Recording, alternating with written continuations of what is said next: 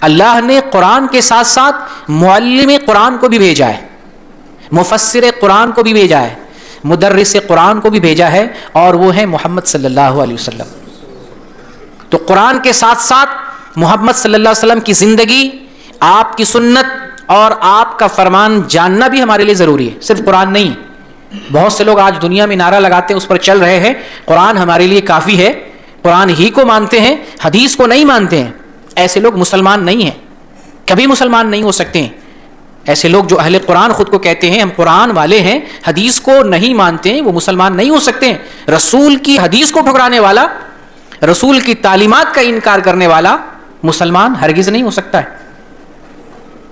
قرآن کے ساتھ ساتھ ہمیں حدیث کو بھی ماننا ضروری ہے۔ آپ اندازہ لگائیے، ایک ایک حدیث کو جاننے اور سیکھنے کے لیے صحابہ کرام، تابعین، ہمارے اسلاف ایک ایک مہینے کا سفر کرتے تھے۔ امام بخاری رحمۃ اللہ علیہ نے صحیح بخاری کے اندر ذکر کیا ہے کہ جابر بن عبداللہ رضی اللہ تعالیٰ عنہ ایک حدیث کو تلاشنے کے لیے، اس کو جاننے کے لیے ایک مہینے کا سفر کرتے ہیں، ایک مہینے کا۔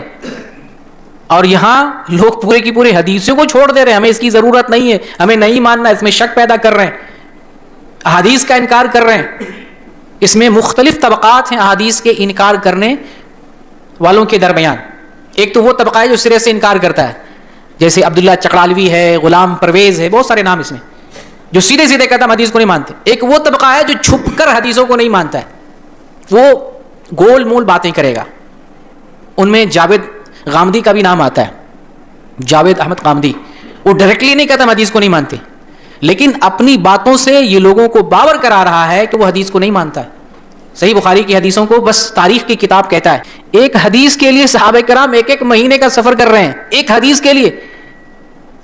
اب بتائیے، بخاری کے اندر یہ روایت موجود ہے، ایک مہینے کا سفر کتنی مشقت ہے، اور وہ زمانہ جس وقت سواریاں نہیں ہیں، کہاں سونا، کہاں کھانا، کیسے چلنا، کیسے آرام، کتنا سفر کیا ایک حدیث، اور وہ قصاص سے متعلق حدیث تھی، ایک حدیث تھی، اس کے لیے ایک مہینے کا سفر کر رہے ہیں۔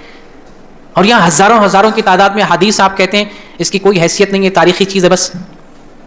ایسا کیسے ہو سکتا ہے؟ ایسا آدمی مسلمان ہرگز نہیں ہو سکتا ہے۔ اللہ تعالیٰ نے قرآن کے ساتھ معلم قرآن دیا ہے، قرآن کو سمجھنا کیسے ہے ہمیں رسول اللہ صلی اللہ علیہ وسلم نے سمجھایا ہے، صحابہ کرام کو بتایا ہے، چل کر دکھایا ہے، تشریح کی الفاظ کے ذریعہ ہمیں اسے بھی لینا ہے۔ حدیث کو جدا کر کے کوئی آدمی مسلمان نہیں ہو سکتا، کوئی آدمی قرآن پر عمل نہیں کر سکتا ہے۔ یہی وجہ ہے کہ جاوید احمد غامدی جب حدیث کو نہیں مانتا ہے تو منمانی تعویل کرتا ہے، داڑھی کا انکار کرتا ہے، حجاب کا انکار کرتا ہے، سود کا انکار کرتا ہے، جہاد کا انکار کرتا ہے، بہت ساری چیزوں کا، سفر میں عورتوں کے لیے محرم کا انکار کرتا ہے، بہت ساری چیزوں کا انکار کیا کیونکہ حدیث مانتا ہی نہیں۔ جماعت کے ساتھ مسجد میں آ کر نماز پڑھنا، اس کا انکار کرتا ہے۔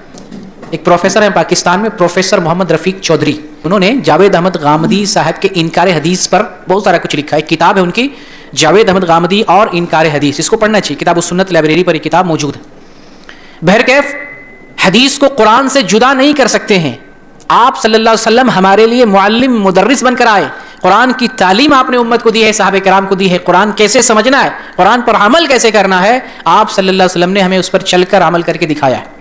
ویسے تو قرآن میں بہت سارے دلائل ہیں کہ سنت بھی حجت اور برہان ہے، لیکن ایک واضح، مضبوط اور محکم جو دلیل ہے وہ قرآن کی یہ آیت ہے، سورہ حشر کی آیت، وَمَا آتَاكُمُ الرَّسُولُ فَخُذُوهُ وَمَا نَهَاكُمْ عَنْهُ فَانْتَهُوا، جو رسول تمہیں دے دے اسے لے لو، اور جس چیز سے رسول تمہیں منع کر دے اس سے رک جاؤ۔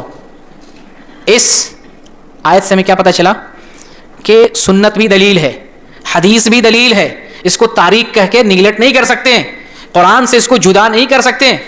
اگر آپ نے سنت کو قرآن سے جدا کیا تو آپ نے اسلام کو کاٹ دیا، اسلام کو ٹکڑوں میں تقسیم کر دیا۔ اسلام نام ہے قرآن اور حدیث کا، قرآن اور سنت کا، دونوں چیزیں ایک ساتھ ہیں، دونوں کو ماننا ہے، دونوں۔ قرآن بلکہ مجمل ہے اور حدیث تشریح کرتی ہے، حدیث وضاحت کرتی ہے، بیان کرتی ہے قرآن پر ہمیں عمل کیسے کرنا ہے۔